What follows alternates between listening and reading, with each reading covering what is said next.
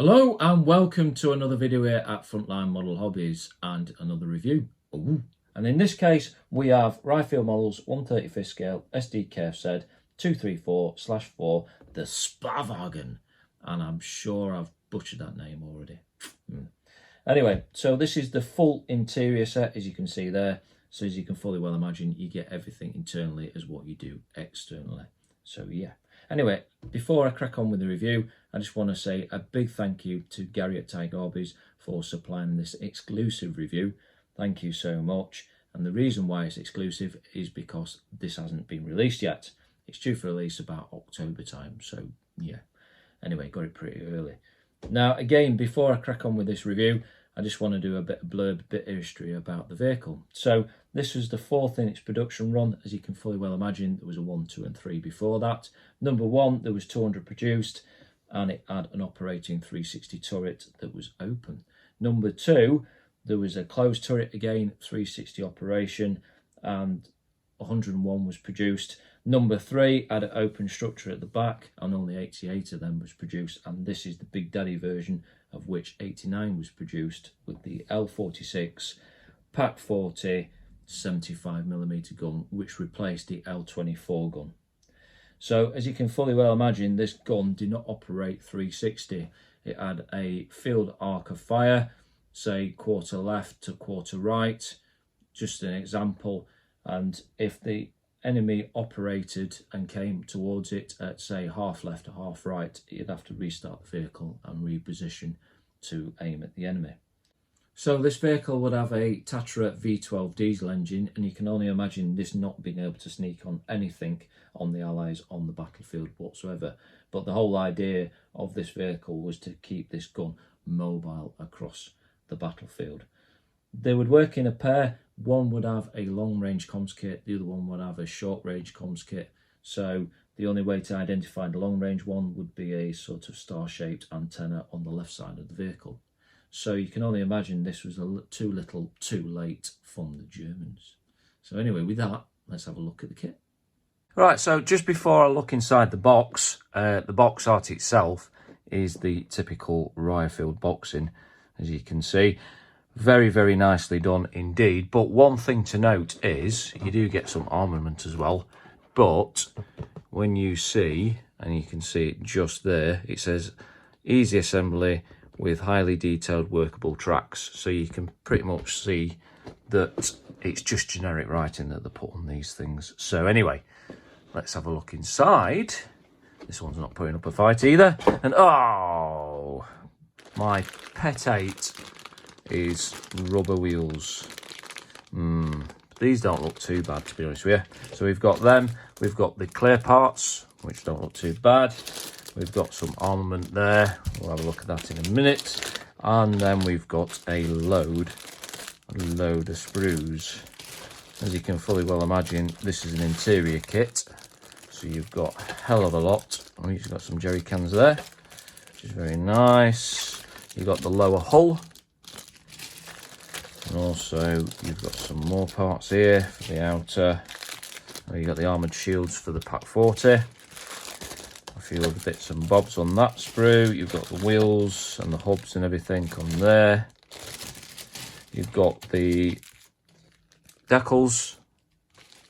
Some of these polycaps to go inside. I think that's what they are. A bit of photo etched. Ooh, you've got some more photo etched on the other side. And the instructions, of which we'll have a look now. All right, let's crack on with the instructions. As you can see on the front main page, there's no blurb about the vehicle or anything like that, so we'll kind of gloss over that.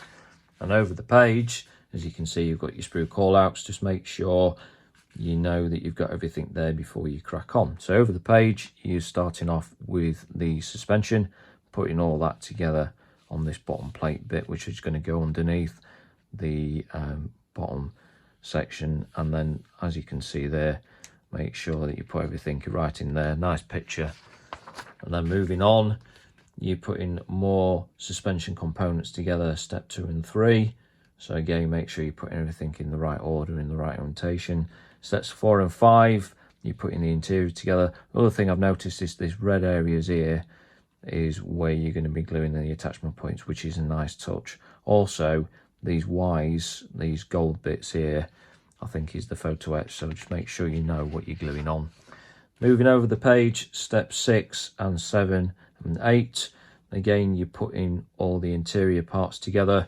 Again, red areas where I'm assuming you're going to glue certain parts together. So it is nice to show you where the glue is going to be.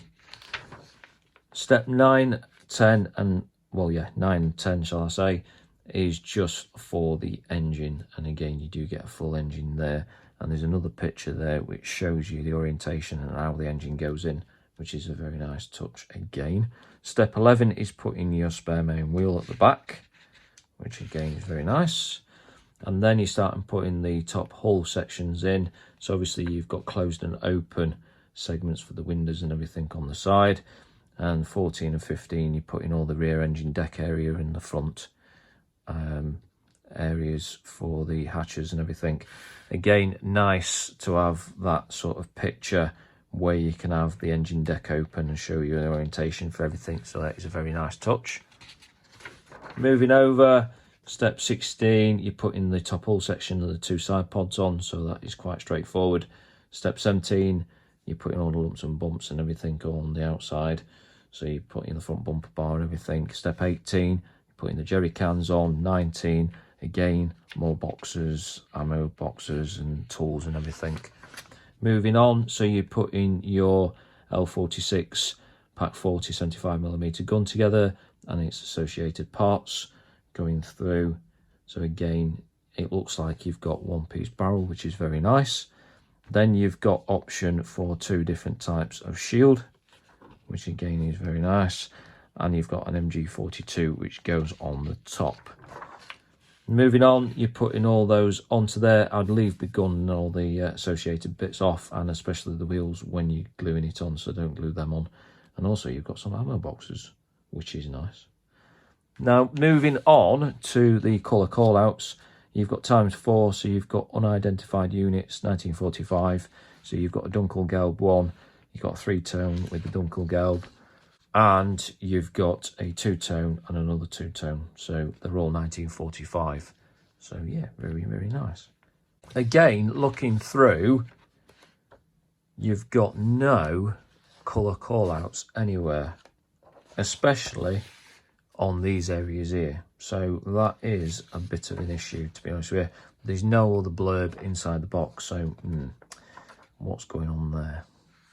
So the decals, as you can see, they don't look too bad whatsoever. You do get instrument dials, which is very nice as well. And there's a bit of carrier film around, especially around that blucher, but yeah, there aren't too many. And they are printed by Ryefield themselves. They are very, very thin, but not too bad at all. Also, not forgetting these 2 tiny decals. Don't lose these.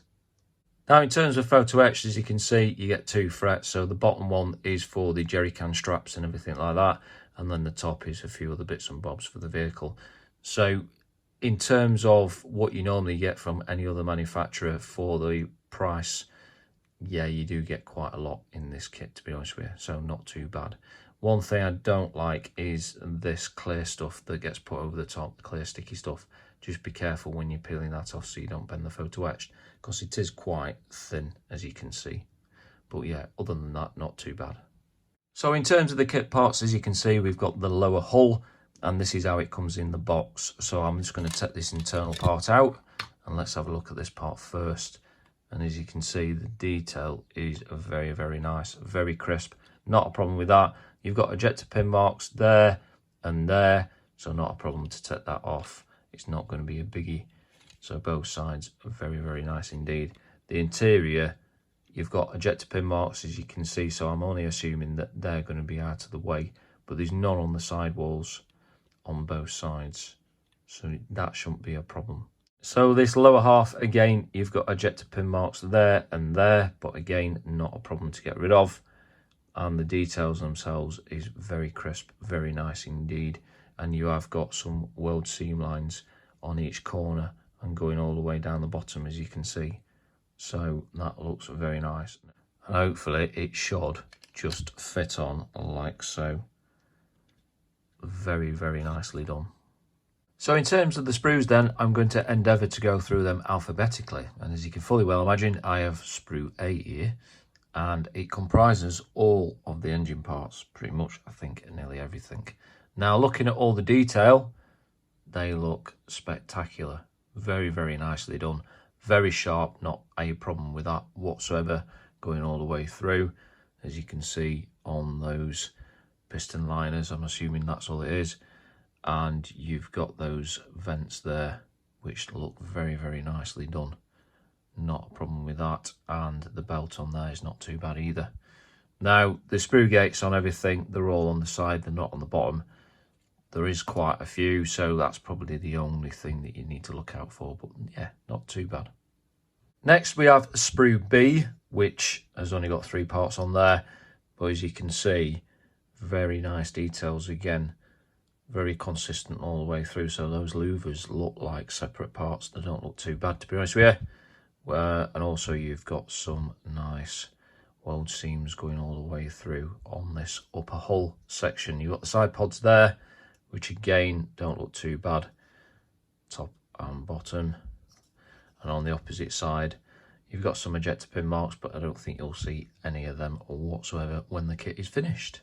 So again, very, very nicely done. Next on our list is Sprue C, and as you can see, you've got ×2, so we'll just take a look at just one of them.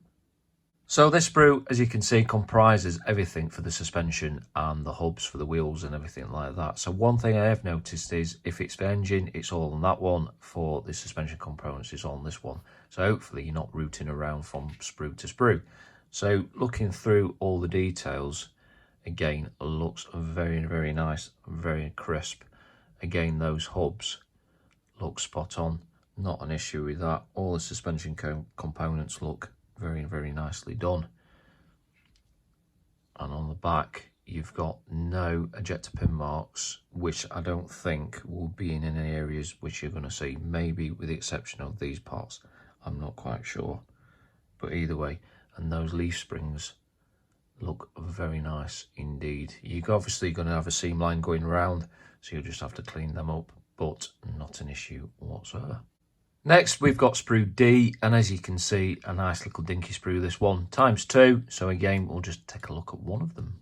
And on this sprue, you've got all the ammo, the cases that they'll come in, and the ammo crates as well, so which is a nice touch. So you've got different heads for the ammo itself.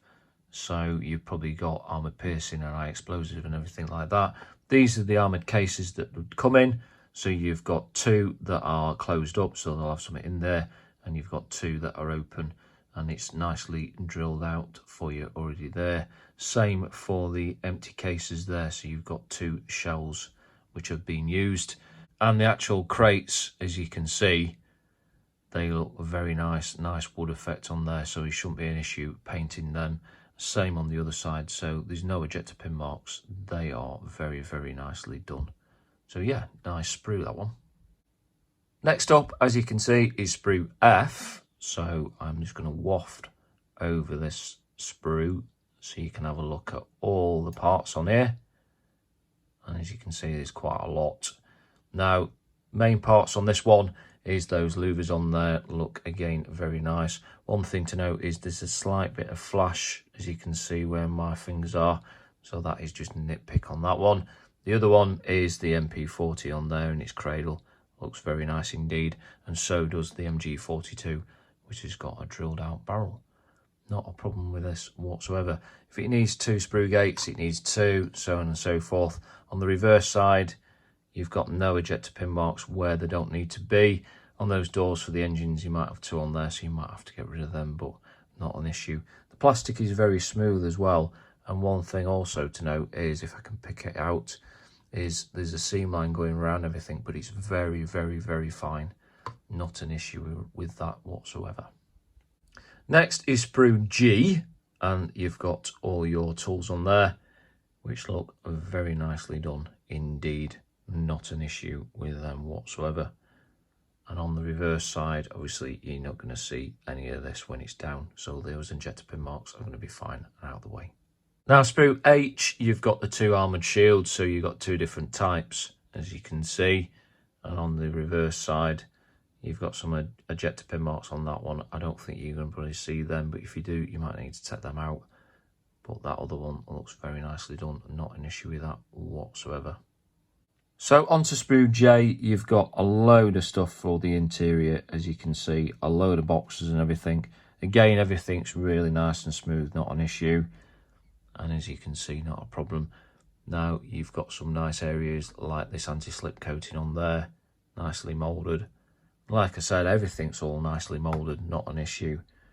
And most of this you're not going to see on the back of there anyway, if at all. Yep, nicely done. Okay, so last of the major sprues, as you can see, Sprue K. So we've got all the mechanisms for the main gun, and we've got the 75mm barrel on there. Now this barrel is all one part. There's no issue with that whatsoever, because that seam line, normally you get a large step seam line because the two halves are not married up properly, but that is spot on. A quick swipe with the sanding stick and you should be fine. Not an issue with that. So you've got two muzzles there, which are drilled out, as you can see, on both of them, and you've got two end caps, so you've got two different options. So yeah, very, very nice sprue indeed. Last but not least, we've got Sprue V, which is all the jerry cans. So we've all got jerry can sets in our stash, but this is no exception. So a nice bit of writing on there, which is illegible as well. So picking out with a nice bit of paint and weathering should be totally fine. So yeah, very, very nicely done on that one. Not an issue. So last sprue, as you can see, is all the clear parts, Sprue T. And yeah, they're very, very nicely done. Not an issue with that. I don't think anybody can mess up some flat clear parts. Very nice. So in terms of tyres then, you've got rubber ones, which are my pet hate. I don't like these. But you've got two different types of tread. And you've got 9 of each, because obviously you've got a spare. So let's have a look at one of each from them. Now in terms of the tread pattern, as you can see, you've got two different types. I'll probably go for the chunkier one, but either way. Now you can't really see any seam line going around them whatsoever. They are exceptionally done for rubber tyres, not an issue there. They are super, super thin, and they are hollow, as you can see. And they're very flat as well, the surface texture. They feel very flat, so I can only assume that putting a pigment on there, it might actually stick. And also, I didn't think they were still supplied Continental tyres in 1945. And I thought it was more something like that. But either way, might be in an earlier batch. But they are very nicely done for rubber tyres. I'd still replace them, but that's just me. So in terms of tyres then, if you don't like the rubber ones from the kit, you can go for one of these options which Ryefield Models has produced, which is their Upgrade Solution series. Now the one on the left is the Type A with the chunky wheels. The Type B is the middle one, obviously, with the unchunky ones, and the mixed type is a 50-50 of the Type A and Type B set. Now each one of these are £21.99 each, so yeah, you can either opt for the rubber ones, or what I'd probably do is get one of these sets and yeah, do it that way. So bear with me 2 minutes and I will show you inside the boxes. So not going to get them all out, but suffice to say they're all as consistently to a high standard as these and are a mirror image. So I've had a look over them and they are spot on. But I have picked two sets, as you can see. So the top one is the Type A and the bottom one is the Type B, and obviously the mixed type is the 50-50 between the two. Now the tread pattern on them both looks spot on, not an issue, very nice and sharp all the way around, as you can see. It's just the colour is just awful, and to photo as well. Cannot see any striations in the surface. No striations in the surface whatsoever. That is very nicely done. Also no residue on the surface either, so they're nice and flat to the feel, so it looks like they've been cured properly and done properly. The support structure is on the bottom as well, on the tread, and can be easily removed by looks of it on both of them, so not an issue there either. The surface detail, the writing can be picked out and legible, and on both sides are very, very nicely done. Not an issue with that. They do look like they are overall a plug and play fit for the kit parts, but not an issue. The only downside is really there's no flat spots, but yeah. So obviously take your pick whether you want to do these ones or the rubber ones, but I don't think you're really going to have an issue with either, to be honest with you. That's surprising for me to say that. And there we have it. That is the review for Ryefield models 135th Sd.Kfz.234/4, the Spahwagen. I'm sure I butchered that name again anyway. So from what I've seen from the kit and from what you've seen from the kit, the details look very crisp throughout, not a problem. The ejector pin marks look like they're all out of the way, but obviously you'd have to build that kit to make sure. There's no flash. The seam lines around everything look like they're so fine that you can barely see them anyway, but they are there, but they're very, very fine, so that's not a problem, not an issue. And you do get a lot of plastic, and it is a full interior kit as well. So that aside, obviously, apart from accuracy, but you'd have to take that away yourself and have a look into it yourself. But to me, it looks like a Spahwagen, and it looks excellent. I've built Ryefield model kits before. I've built two up to now. I've not finished them, but they are built up, and I did enjoy them, and they do actually go together. So if you've built Ryefield models before and you do like them, then yeah, crack on. So you do get a lot. Downsides to the kit: you don't get any colour call-outs in the instructions, which is weird.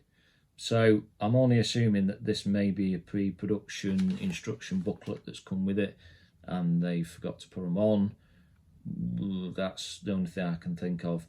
So that's what I'm hoping. So when you get yours, just check through yours and make sure. The other thing is, obviously, because I've got these 3D printed parts up here, looked at the rubber tyres and thought, no. Now, coming back to it, I'm thinking, well, I'm hoping that those rubber tyres are going to be all right, as in stuff is going to stick to it like a wash or like some pigments and this, that and the other. Because if it does, then they should be all right from the box. I think they should be fine, totally fine. So these might be redundant, I don't know, but you might want them anyway. So in terms of cost then, and obviously it comes down to that because it's your hard-earned cash, and I've got a crib sheet down here with some prices on here. So this full interior set, minus the wheel sets, is £49.99 full retail. They are going to be doing an engine part interior version of this one for £45.99. So that's not too bad. Now there is going to be a contender to this one. Mini Art are doing the same version, full interior, at £74.99. Now is that going to be 25 quid more? It better be bloody good for 75 quid. Right, well, we'll see when that comes and I'll review that one. But they're also doing a basic version, Mini Art, for £54.99. So price wise, this one every day. But detail wise, we'll have to wait and see. But this is a cracking kit. I can't really fault it. And obviously you can get them for £21.99 as well, if you so wish. But anyway, with that, I just want to say thank you so much for watching, and I'll see you again on the next one. Cheerio.